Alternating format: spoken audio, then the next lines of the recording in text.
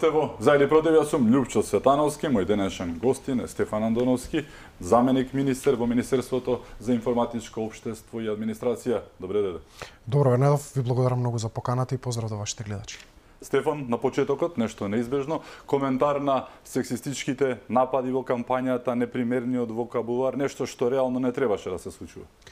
Искрено не го очекував, но уште повеќе што ме изненади не е реакцијата на еден активист на Социјалдемократскиот сојуз кој што има фотографии со највисокото лидерство на партијата, значи е некој нивни човек одвнатре. Повеќе ме изненади, негативно ме вчуда не види од недостатокот на реакција од страна на кандидатот за председател Пендаровски. Неговиот тим се обиде што преку некој флип-флоп, што преку контранапад кон професорката Селјановска да го одбрани овој сексистички напад, овој напад на еджизам, едни ниски страсти кои што се споделија на тој митинг, но недостасува реакцијата на Пендаровски, недостасува реакцијата и на вистинската реакција на Богданка Кузевска, затоа што како поранешен новинар, како портпарол на партија, присутна на лице место, буквално со микрофонот кон говорникот кој што ги кажа овие навреди кон професорката, очекував друга реакција наместо тоа е се, како што сакаше да каже. И како што кажа, па потоа се обиде со некој коментар на социјалните мрежи да се излече од ситуацијата. Знаете, јас често ги гледам истите овие луѓе на оние промотивни кампањи на меѓународните организации, тука пред се Националниот демократски институт кој што ја води таа кампања против насилство врз жените, особено во политиката. И тука тие се многу вокални, многу гласни, доаѓаат, зборуваат на панел дискусии, учествуваат, кажуваат колку се тие против насилството, вербалното насилство на жените, особено во политиката и така. Се додека не дојде некој ваков настан, и кога ќе дојде некој ваков настан, тогаш ништо од ова не важи. Треба да си го заштитиме нашиот активист, да си кажеме дека тој бил во право со ова што го кажал, па дури и замислете и да направиме и контранапад вчера со пресконференција, во кој што ќе обвиниме професорката дека била таа што навредувала. Навистина не очекував дека ќе се спуштат волку ниско. Пониско од ова што може додати и самите да влезат во вакви навреди, и не би ме изненадило таму негде по првиот круг да го видиме и тоа сценарио, не би било изненаден. Така, како гледаш општо на кампањата, на оно што се случува другите кандидати, дали е очекувано сето ова што го гледаме? Па, за жал не гледам многу голем програмски избор во кампањата. Мене ме радуваше фактот што се појавија поголем број кандидати и тоа мислам дека е здраво за демократијата, да имате 7 кандидати и сите различни профили кои што ќе настапат пред граѓаните, ќе си го бараат својот глас и тоа е легитимно и го поздравувам, но малку недостасува свежина во понудата и често ќе видите дека јас ги следам овие гостувања по телевизиите обично, ќе видите дека на пример нешто што професорката ќе го каже, Селјановска ќе го каже во понеделник, останалите кандидати го рециклираат вторник, среда, четврток, па натаму ќе ги видите како коментираат веќе искоментирани позиции, но секој има право на своја стратегија. Се надевам дека имам уште една недела, ќе помине во една фер, нормална демократска атмосфера и дека граѓаните ќе можат да препознаат што е тоа за што навистина се залагаат кандидатите, кој е нивниот трак рекорд, што направиле досега, кој е нивното CV, која е нивната политичка биографија и врз основа на таа политичка биографија да одлучат дека на тој кандидат може да му веруваат и дека тој кандидат е вистинскиот кој што треба да се избере. Токму ти велиш дека кога станува збор за избор на председател, дека изборот е повеќе од јасен. Зошто е јасен? Па, за мене е јасен последниве 5 години, затоа што тоа е тој трак рекорд на професорката Селјановска кој што го гледаме. Јас имав таа чест да ја познавам и како професор на правниот факултет, иако на мојата група не предаваше уставно право политички систем, со задоволство присуствувавме на нејзините предавања, на различните настани кои што ги организираше и во кои што учествуваше и навистина станала збор за еден феноменален професор, никој тоа не го негира, признаен и во Македонија и во странство. Јас често знам да се пошегувам оно што го имаме како Горан Пандев или Симон Трпчевски во спортот или во уметноста, тоа е професорката Селјановска во поглед на уставното право и во поглед на науката, затоа што да објавувате трудови на таков тип на светски часописи и светски издавачки куќи како што се Оксфорд, Палгрейв, Макмилан, навистина тоа не може да го прави секој. Скоро никој од Македонија не го направил, особено не па во таа област.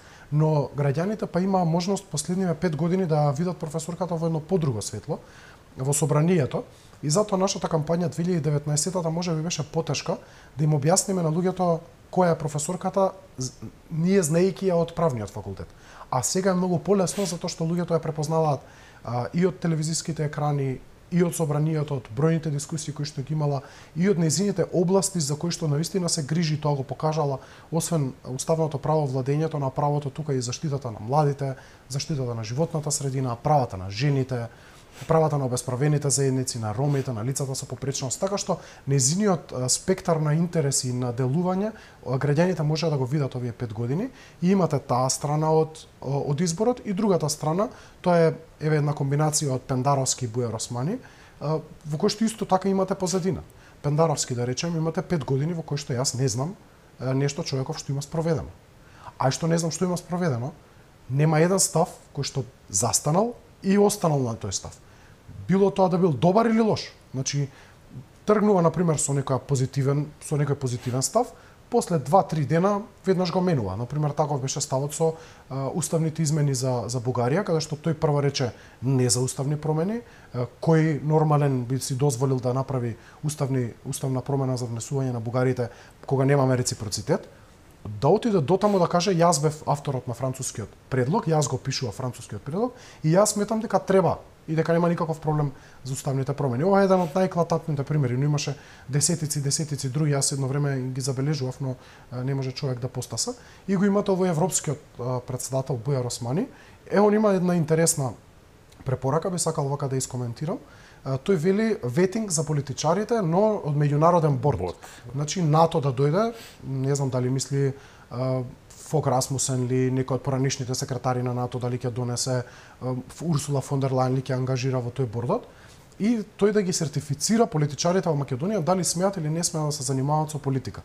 И јас се прашував од каде доаѓа оваа негова идеја и не ми е јасно дали на пример Мерко ќе биде сертифициран или нема да биде сертифициран. Или дали на листава Исмел Јаховски, овој Пуцко Петрол исто ќе го сертифицираат, нема да го сертифицираат, ќе помине ли, нема да помине. Или па не знам дали би можело да поминат луѓе како што е Крешник Бектеши и Артан Груби. Па си велам најверојатно ова е борба на Бујар Османи внутрипартиска. Затоа што тој најверојатно од својата конкуренција сака да си се заштити, тој извадил сертификат, си вели овие сигурно нема да можат да извадат сертификати, па јас да си останам мирен тука од негде во раководството на ДУИ. Така да само на тој начин можам да го проценам ова сертифицирање, затоа што не гледам како пола од неговата партија ќе ја сертифицираат кога луѓето си се или на црни листи, еве нивниот коалиционен партнер на пример Мендух Тачи, го фалат на секаде на широка сцена големото обединување во албанската позиција, човекот исто така на црна листа на неколку странски држави. Така што не знам како ќе ги сертифицира овие луѓе, не знам кој ќе го организира ова. Го влечам аргументот до апсурд, затоа што јасно им е на граѓаните дека ова се празни флоскули. Но тие би сакале да се расфрлаат со овие празни флоскули за граѓаните да не зборуваат за соравија, за електричните возила во Тетово, за купување на лотарија, за измислување на вештачки нови лотарии кои што треба да ги полнат џебовите на овие функционери, за испумпувањето средства од државната лотарија преку Артан Груби, за врската со бројни портали кои што ја има ДУИ, така што за да не зборуваме за овие работи, тие би биле најсрекни ние да зборуваме за некои од овие нивни теми, но еве сакав овој балон да го дупнам пред граѓаните. Еден интересен феномен што се случува меѓу седумте кандидати, само оние од провладините во превод кај Пендаровски и кај Османи се појавуваат најмногу црни бисери, да ги наречем. Дали е тоа весела математика како она на Пендаровски дека 52% од неговиот 10 член кабинет се жени, или пак она на Бујар Османи дека како председател на ОПСЕ имал шанса да биде председател на половина свет, иако ОПСЕ знаеме колку членки има, 193 се во светот, настрана нели сето тоа дека беше ротационен председател и слично. Она што го спомна со бордот, пак од друга страна се појавува Пендаровски му одговара денот на независноста бил ист како влезот во НАТО, супер за НАТО, ама денот на независноста е нешто наше свето, нели сите тие работи. Односно, црните бисери најчесто доаѓаат еве како и овие сексистичките напади од таборот на провладините кандидати наспрема 5 други кои што се контра нив, кои што од време на време некоја лапсус лингва со погрешно име нели и слично, но немаме зелени, односно црни Бисери, како го толкуваш ова, на што е одраз на паника, страв, можеби некој не се чувствува убаво таму каде што е или? Па јас прво да ги искоментирам останатите кандидати, го должам и тоа, можам да забележам една пристојност и ја поздравувам навистина од секој од нив, една умереност, една како што треба изложување на аргументите, дали ви се допаѓаат или не ви се допаѓаат, зашто се залагате, не ни навлегувам, но секој од тие кандидати не можам да кажам некој поединечно, еден можеби така малку поагресивно или подрско со еден грст навреди, но освен тоа можам да кажам дека има некој ниво на пристојност. Но има оваа другава страна, кај што, например, Оџа од едно локално село му ги бакнува рацете на Бујар Османи за време на влез на митинг или на почеток на кампања.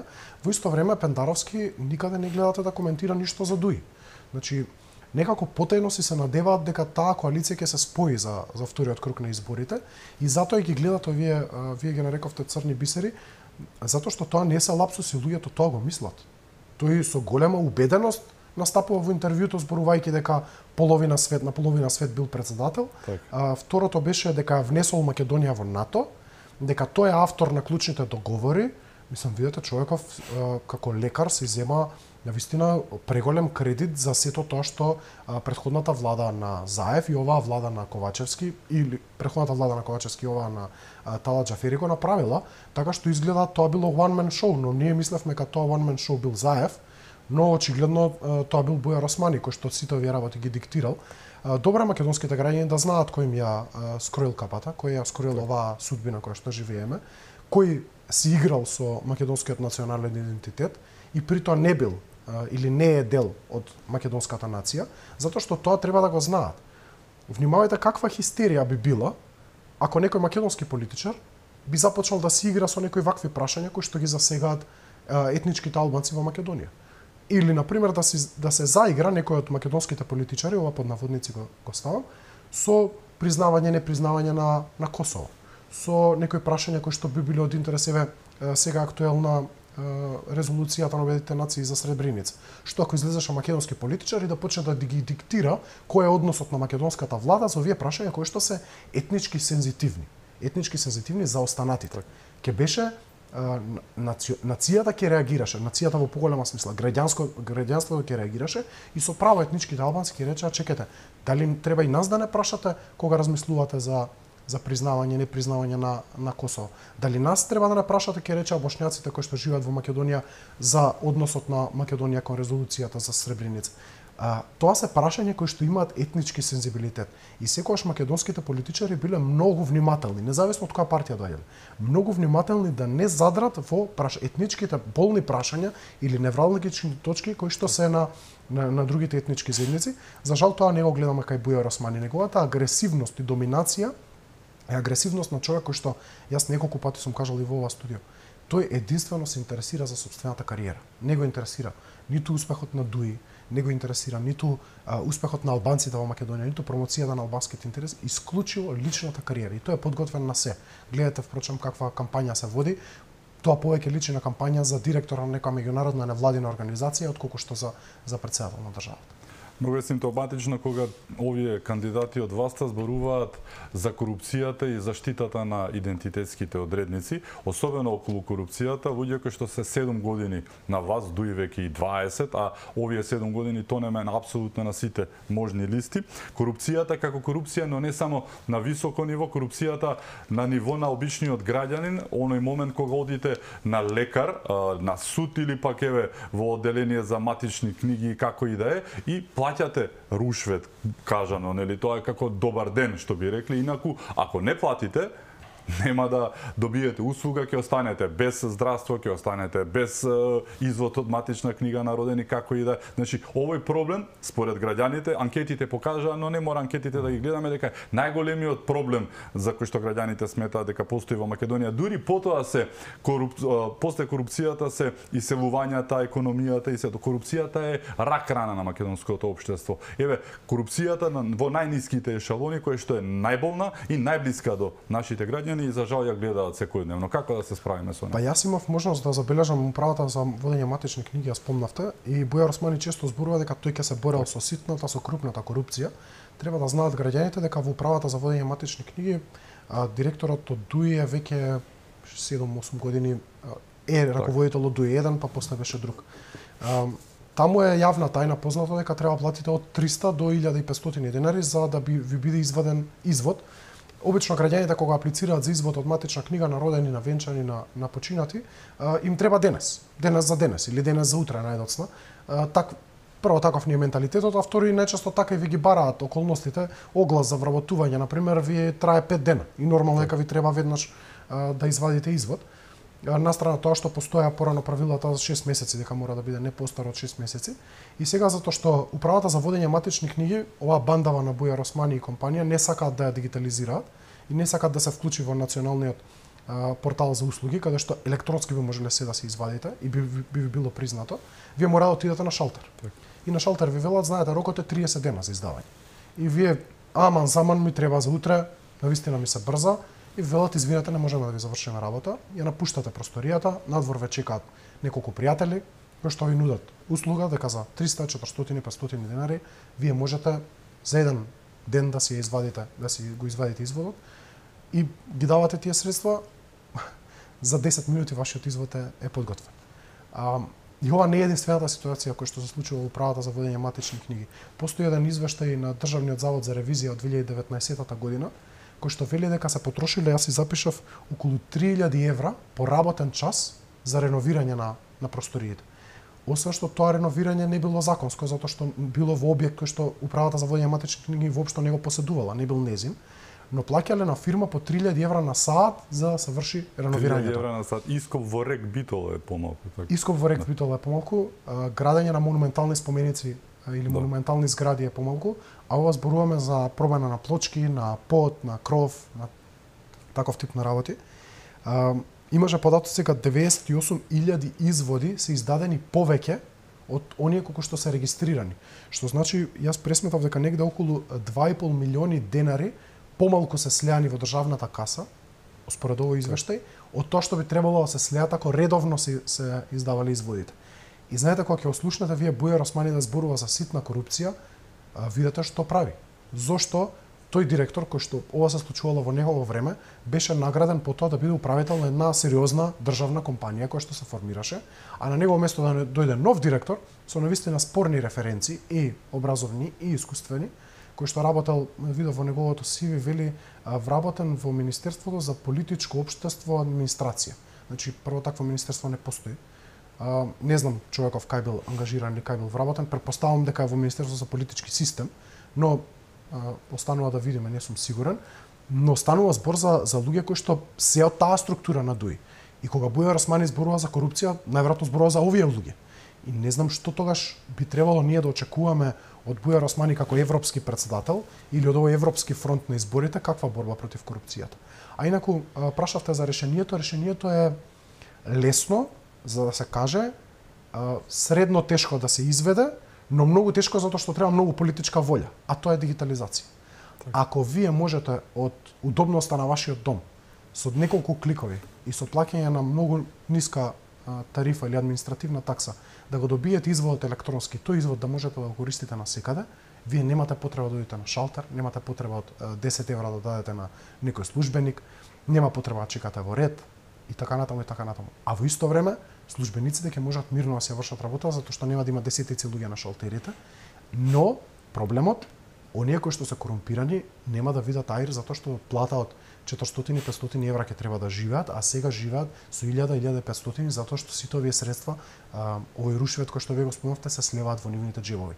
Но политичката волја е онаму што во седиштата на овие партии, каде што дел од средствата кои што граѓаните ги плаќаат се слеваат и во партиските седишта, и затоа тие немаат желба да ги дигитализираат регистрите, затоа немаат желба да се вклучат во процесот на дигитализација и впрочем затоа дигитализацијата е запрена таму негде 2018-19 година. И затоа вие до ден денеска немате нови услуги кои што се нудат на порталот. Зошто? Затоа што нема политичка волја да токму овие клучни прашања се дигитализираат. Инаку лесен е проблемот. Јас често се кажува примерот со Естонија, затоа што Естонија можеби најнапред и е светски лидер во процесот на дигитализација на услуги, но еве да земеме една Украина. Луѓето ја гледаат од призмата на војна. Но Украина за помалку од 4 години комплетно го дигитализираше системот на e-управа. И тоа во време кога започна кризата во Крим, Донбас започна кризата исто така, значи во време на две многу сериозни територијални војни кои што се случуваат на Украина, па се до почетокот на руската инвазија, тие веќе се им беше дигитализирано. И вие и ден денеска, независно каде се наоѓате во Украина, можете да извадите било каква потврда или документ онлайн. Тие се меѓу првите кои што извадија и електронски лични документи. Така што се може, не е дека не се може, прашањето е дали се има политичка волја. Политичката волја е причина за ова што не се случува, односно немањето, недостигот на политичката волја. Бевме лидери, ако се сеќавам добро, во регионот по дигитализацијата, бевме лидери по економски инвестиции, бевме лидери по многу работи, учеа другите од нас, сега гледаме со прстот во уста, да не речам конни в Србија, гледаше од нас, сега за нас е нели она што се. Како дојдовме до ова ниво? Недостигот на политичка волја, дефинитивно, апсолутно. Прво е недостигот на политичка волја. Да. Јас често кажувам, за жал во Министерството за информатичко општество се сменети 6 министри последните 5 години. Последните 6 години се извинувам. И секој од нив доаѓал со различен концепт, а некој од нив, да не речам многумина од нив, немале никаков концепт кога дошле. Внатре структурата во Министерството која што си ја работело работата, напуштало, затоа што како ќе дошол некој нов министер со некој нов концепт, и едноставно гледате дека се што сте работеле, сте се труделе, сте останувале прековремени часови, сте патувале, сте гледале искуства од странство, одеднаш се оди во сосема друга насока, некако губите желба. И јас разговарав со десетици луѓе кои што работеле во Министерството, напуштиле, си го сакаат Министерството, затоа што го чувствуваат како новороденче. Тоа е едно ново Министерство, се формираше таму почетокот 2010-11 година, и тие луѓе кои што од тогаш биле дел од Министерството, некако си го чувствуваат како свое, но напуштиле затоа што не виделе концепт и недостатокот на резолутност од страна на владата. Знаете, во Македонија е интересен примерот дека ни се случува дигитализација на различни процеси во различни институции за една иста работа. И ви имате едни исти портали кои што различни институции ги набавувале од различни изведувачи, сите на различен начин ги користат, различни фирми се одговорни за одржување на овие системи, во исто време кога би требало да имате една национална стратегија за овие прашања или еден национален пристап за овие прашања. Јас секогаш кажувам за сајбер безбедност, например, ние што немаме стратегија, туку секоја институција сама си набавува заштита од сајбер безбедност. И не треба да зборувам многу, постојат деси индикатори кои што мерат дигитализација на општеството, некои ја спорат нивната валидност, дали податоците биле реални, дали биле апроксимативни, но тие јасно покажуваат дека Македонија е на дното. Значи, можеби во процент нагоре или надолу би можеле да менуваат индикаторите, но ние се наоѓаме закотвени на дното. Впрочем, еден пример кој што и тука го дискутиравме е дека Босна и Херцеговина оди во правец да им купи на сите компании електронски потпис и печат, за да може да ги воведе во системот на електронска фактура, електронско плаќање, електронско поднесување документи и електронска комуникација со системот. Следната фаза која што сакаат да ја направат е сите граѓани да добијат електронски потпис и да вие имате валиден потпис во електронската сфера. И сега на дел од граѓаните можеби не им е многу јасно, но тоа ќе значи дека како што ја користите вашата апликација за во банка, на истиот начин ќе ја користите апликацијата на државата за било каква апликација, за училиште, за социјална помош, за запишување дете во градинка, за пријавување на апликација за венчање, за да може да се пријавите, за субвенции и така натаму, нешто што сега кај нас е мисловна именка. А Босна и Херцеговина веќе активно се движи кон тој процес.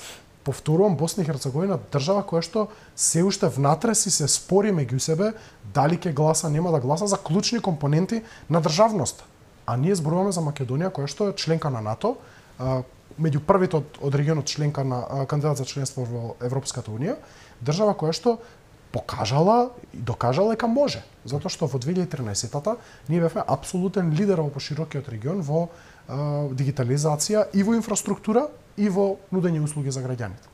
Босна и Херцеговина е кандидат за ЕУ од 2022-та, веќе ги почна преговорите. Кандидат сме од 2005-та, реално немаме почнато преговори, чекаме со Бугарија што како ќе биде. Целата приказка зборуваме за дигитализација, така? А од друга страна, она за кое што реагираше и ти, зборуваме 2700 вработувања во јавната и државната администрација, ќе дигитализираме, ќе ја намалуваме администрацијата, а ова беше, ти каже, и интересен процент, 2% од целата администрација во моментот се вработува во предизборни цели. Некако не одат работите една со друга, нели? Па не одат работите една со друга, видите, тоа е еден типично комунистички суптилен начин на притискање на јавната администрација. Што се направи? Тие знаат дека во декември, на 31 декември се прави пресек на вработените во администрацијата и тука нивната бројка е иста како и изминатите години, дури намалена за 200-300 луѓе.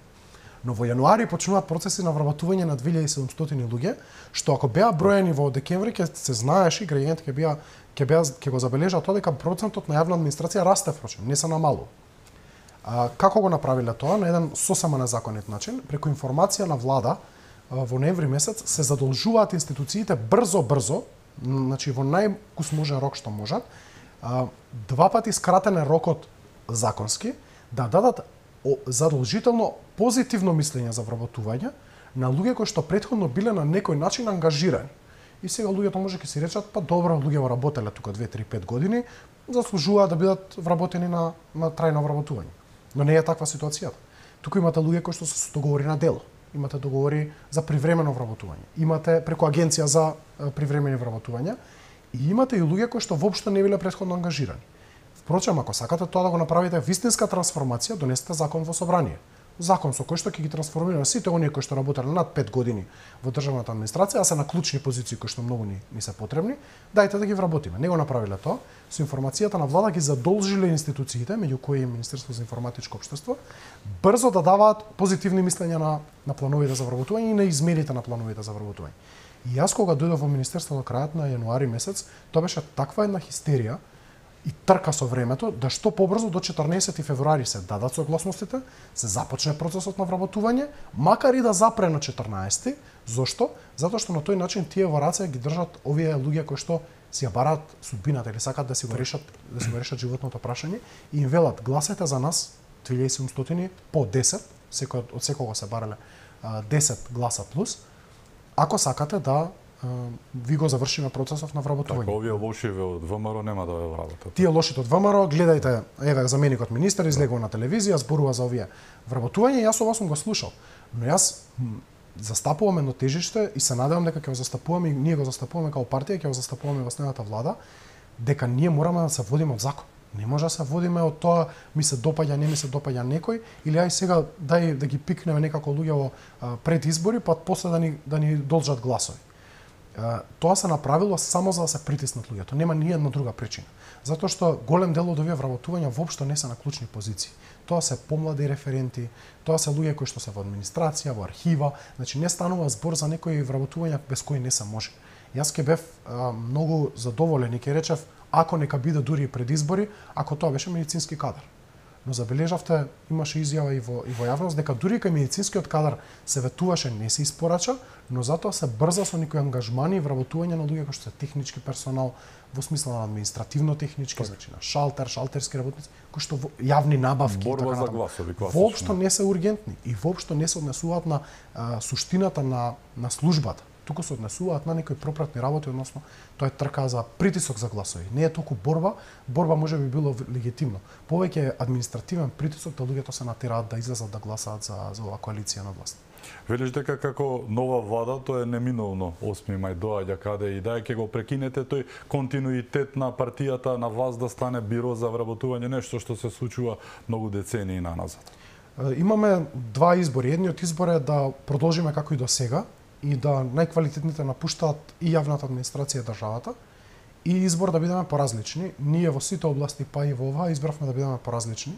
И нашиот пристап ќе биде дека квалитетните мора да најдеме начин да ги задржиме кај што се на работните места, независно од тоа од која политичка партија доаѓаат или дали имаат политичка партија или немаат. И за нас ќе биде многу значено да тие луѓе останат на работните места. Секако не исклучувам дека дел од административните службеници ќе бидат повикани на одговорност, дисциплинска и друга, за тоа како се однесувале целиот изминат период. Затоа што ние не можеме под призмата на тоа ќе простуваме и ќе бидеме прифатливи за сите и нема да се однесуваме кон другите како што тие се однесуваа кон нас. Нема да потсетам дека над 3000 луѓе од ВМРО ДПМН се под некаков прогон, кривичен или друг. Но тие што направиле кривично дело или дисциплински престап во работењето внатре во институциите ќе се бидат повикани на одговорност. Второ, луѓето кои што се научиле овој период од 6-7 години само да патуваат, да шетаат, а ништо да не работат или воопшто не се појавуваат на работните места, исто така ќе се бидат земени на одговорност. Не ни е планот да толерираме неработа и однесување кое што е непрофесионално и недомаќинско. Но тоа никако нема да значи дека ние ќе навлеземе во партиски реваншизам, во раскрстување со партиските членови на СДСМ или на другите политички партии, како што тоа го правеше Зоран Заев и како што најавуваше дека од чистачка до министер ќе ги бркал, што всушност и го направи. Доаѓам до поентата. Граѓаните, не сум сигурен дали го забележаа тој факт, но имаме намалување на процентот на македонци вработени во јавната администрација за околу 5% и зголемување на процентот на вработени на сите останати. Што значи дека во процесот на зголемување на јавната администрација, бројот на македонци се намалил за околу 5100-5200 луѓе во овие 6 години, во исто време сите останати пораснале. Над процентот кој што го дозволува цензусот, што значи дека негде се отишло над дозволените бројки, и јас често го кажувам примерот со Министерството за политички систем односи меѓу заедниците, 95% од вработените се албанци, помалку од 1% се македонци вработени во тоа министерство. Во исто време додека се бараат вработувања во сите други институции да се подкреваат над бројот на резидентно население според македонскиот попис, каков и да е тој, се бараат вработување во другите институции, додека ова Министерство за политички систем е нешто како некој ореол на грубизмот и таму не може да има пристап никој друг освен неговите вака лично избрани ликови. Така. Имаме уште многу теми за отворање, ќе зборуваме за потребата на праќање на балансерот кој што е веќе еден рамковен атавизам во историјата, токму заврши со тоа Стефан зборувајќи, но ќе продолжиме и на други теми, ќе зборуваме за оние аргументи кои што се дека нивната партија, односно ВМРО-ДПМН, нема поддршка меѓународна, тоа е нели муабетот на власта, дека немаат коалициски капацитети, лагите околу Европската унија за чувувањето на идентитетот, јазикот на дело го видовме со поглавјата 34-35. Многу теми за отворање, со нас е Стефан Андоновски, се враќаме по кусиот блок реклами, останете со нас.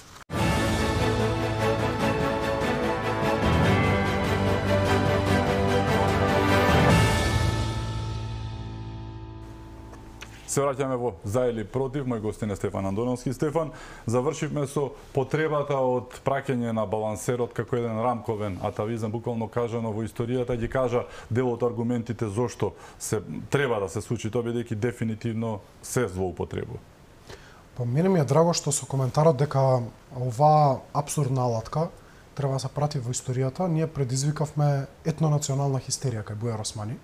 И тој веднаш ја преобрази Зелената партија, која што по правило треба да се бори за животна средина и така натаму, во партија која што фрланата теми кон ВМРО-ДПМН дека е против албанците, дека е против другите етнички заедници. И тоа го прави затоа што таа партија е научена да на тој начин, фрлајќи анатеми кон другите политички партии, прикажувајќи некаква си борба за албанците, всушност ги краде и живее од парите и на македонците, и на албанците, и на турците, и на ромите, и на бошњаците. И тоа го прави на најбрутален можен начин, затоа што додека луѓето зборуваат за етнички прашања, овие си работат со компаниите градежни, си купуваат трговски центри и така натаму, и тие би сакале да луѓето живеат заробени во тие етнички прашања, додека овие се богатат. И ми е драго што тоа го извадивме на површина, затоа што Бујар Османи излезе јавно и рече не е проблем алатката, затоа што таа гарантира дека етничката припадност ќе биде избалансирана. И јас ќе се согласев ако во пракса Бујар Османи не правеше нешто друго, а тој пример го имам, затоа што доаѓа од моето министерство. Имено што направи тој? Според законот за вработени во јавниот сектор, и неговото министерство треба да побара согласност од Министерството за информатичко општество за планот за вработување за оваа година. Во планот за вработување содржи тој балансер, треба да се избалансирани работните места според процентот од последниот попис. И тој побарал од министерството.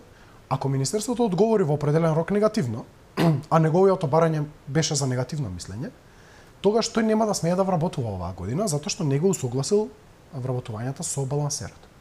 Но тој ургирал во министерството, според моите податоци, воопшто да не се издаде мислење определен рок, да се почека рокот кој што го определува законот, и за тоа по автоматизам заради молчење на администрацијата, одговорот да биде позитивен и тој да може да вработува. Затоа што Бујар Османи и самиот сакаше да го изигра балансерот. И ова дуи не го прави затоа што е Зелена партија. Не го прави затоа што е партија на албанците. Не го прави затоа што е партија на турците, на бошњаците и на другите. Туку го прави затоа што е долар партија.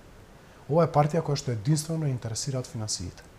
А како ги добиваат финансиите? Со тоа што секое место кој што е определено за албанец во институција која што е раководи ДУИ, е место за ДУИ. Е место кое што ДУИ го трампа или за пари, или пак за гласови на изборите. И тие на избори не одат со програма, не одат со реални ветувања за граѓаните кои што навистина имаат некакви потреби. Каква потреба имаат граѓаните да се гласа председател во собрание? Никаква. Но одат со список со луѓе кои што ги вработиле овој период, со нивните семејства, од кои што бараат гласови, од кои што бараат врзани гласови. И затоа е многу тешко на било која опозиција во албанскиот спектар да се надпреварува со ДУИ, затоа што ДУИ ги има базата на гласови ја влече преку овој балансер. Ние сакаме тоа да го повлечеме. Тоа не значи дека ние ќе одиме против темелната вредност на уставот, соодветна и правична состапеност на етничките заедници, на сите етнички заедници. Да, треба да се почитува. И јас сум легалист кој што вели ако сме се заложиле за тоа, сме го подпишале тој рамковен договор, сме го промениле уставот тогаш, сме го внесле како темелна вредност на уставот, но тоа не може да биде спротивно на сите други темелни вредности. Треба да оди заедно со вредноста на еднакво владење на правото за сите, еднакви права за сите, правото на вработување за секого и ако сакате, што е најважно за граѓаните, начелото на стручност и компетентност во администрацијата. Тие две начала мора да одат едно со друго. Ако вие во вашата институција веќе сте го исполниле процентот на вработени и тој варира, флуктуира 1-2% нагоре или надолу, немате потреба од балансер.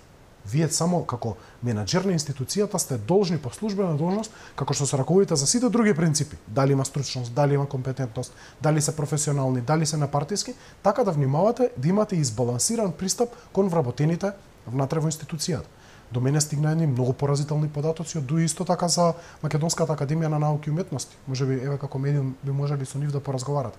Дека впрочем промената на коефициентите кои што требаше да се случи во собрание за зголемување на платите не се направила затоа што во МАНУ немало доволно вработени по балансер. Како сега и научници да бираме по балансер, виолинисти, уметници да бираме по балансер. Затоа што не успеа да бираат по балансер, почнаа да прават вештачки институции за културата во различни според етно-национален пристап. Да, ако сте албанец кој што свири на тапан, ќе свирите во оваа институција, нема да свирите во оваа институција. Мислам, тоа е за мене несватливо, затоа што ние треба да градиме силни национални институции во сите области. Дали е науката, дали е уметноста, дали е културата, не треба да градиме посебна институција за албанците уметници, посебна институција за албанците научници, па потоа посебна институција за србите научници, за бошњаците научници, така натаму. Ние треба да зборуваме за Македонска академија на науки и уметности, во која што впрочем има албанци низ целата нејзина историја фантастични научници и уметници. Фантастични и од правниот сектор и од другите области. И тука никој нема дилема, но не може тоа да биде по балансер. Не може да биде дека апликацијата од Министерството за информатичко општество, која што е врз база на лажен попис, кој што ги броеше и нерезидентите во Македонија, а тие бројки се користат во балансерот, да се искористи дури и за во Македонската академија на науки и уметности, во исто време кога и Европската унија ви вели прва латкава си го надминала своето време, второ бројкиве што ги користи латката се погрешни затоа што се базираат на нерезидентно население и трето не го гарантира принципот на стручност и компетентност. А првото прашање кое што ќе го имаме кога ќе ги отвориме преговорите со Европската унија, ќе биде токму стручноста и компетентноста, професионализацијата на јавната администрација. Да не се залажуваме. Преговорите со Европската унија кои што никако нема да почнат, иако ако се сеќаваш 28 јуни 2018-та со палците го донесоа со авиончето, нели, датумот за преговори кој што го нема и ден денеска.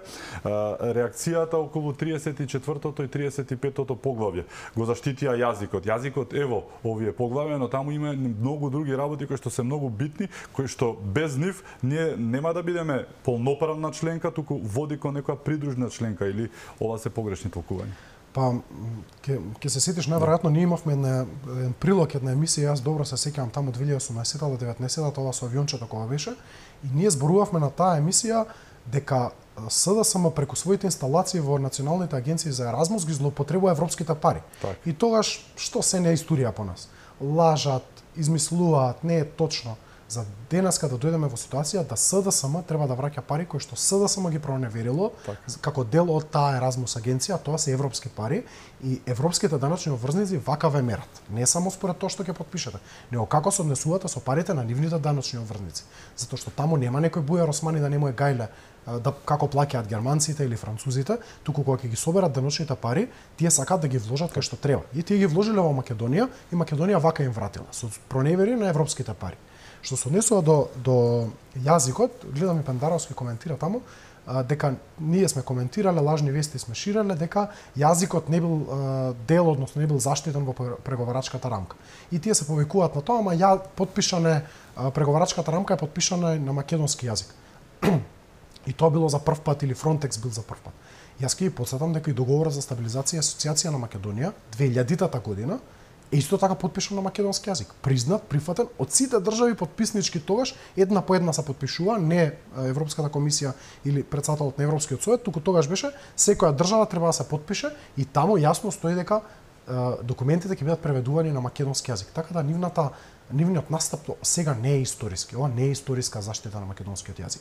Истовремено, во поглавијата Македонија се уште го нема пред себе поглавието за институционална заштита на македонскиот јазик. Тоа поглавје ќе видиме дали ќе дојде. Би требало да дојде, ние го немаме. Останатите држави кои што преговараат го имаат тоа поглавје за институционалната поставеност на јазикот и нејзиното прифаќање. И во исто време мора да бидеме фер и да кажеме дека Бугарија си прати едностранна изјава во која што целосно го негира историското постоење на македонскиот јазик. Но проблемот е што нашите политичари сакаат да ги читаат преговарачката рамка и сите договори кои што тие ги потпиша на штета на македонскиот народ и јазик. Никогаш не ги читаат во корист на македонскиот народ и јазик. Така беше со пасошите толкувањето, така е толкувањето со македонскиот јазик. Наместо да се бара од Европа заштита плюс за македонскиот јазик, историја, национално културно обележје и код, тие велат ВМРО не шири лажни вести. Добро, вие заштитете го македонскиот јазик, нека каже Бугарија дека нема никаков проблем со историскиот развој на македонскиот јазик и Европската унија тоа да го прифати, да го препознае, ние нема да имаме никаков проблем да кажеме дека вие сте направиле добра работа. Затоа и баравме да бидеме вклучени во дел од преговорите, затоа што сакавме да го заштитиме процесот на преговарање со Европската унија од билатерализација. Тоа што СДСМ не сакаше да го направи затоа што поудобни им беа фотелите. Најверојатно им беше ветано, вие само потпишете било што, ние ќе ве оставиме мирни да не ви гледаме делот од корупција и криминал. Едни од најчестите тврдења на власта се дека немате меѓународна поддршка и немате коалицијски капацитет, еве како секретар за меѓународна соработка нели на партијата, немате ли меѓународна поддршка? ВМРО не било никогаш во подобра позиција во однос со своите меѓународни партнери. Бевме присутни на Конгресот на Европската народна партија во Букурешт. Бројни европски пратеници, политичари се присутни во Македонија.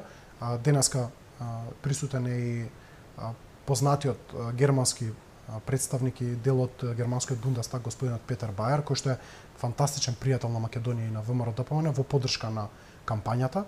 Минатата недела тука беше Маргарита Цедерфелд, една од најпознатите пратенички во шведскиот парламент.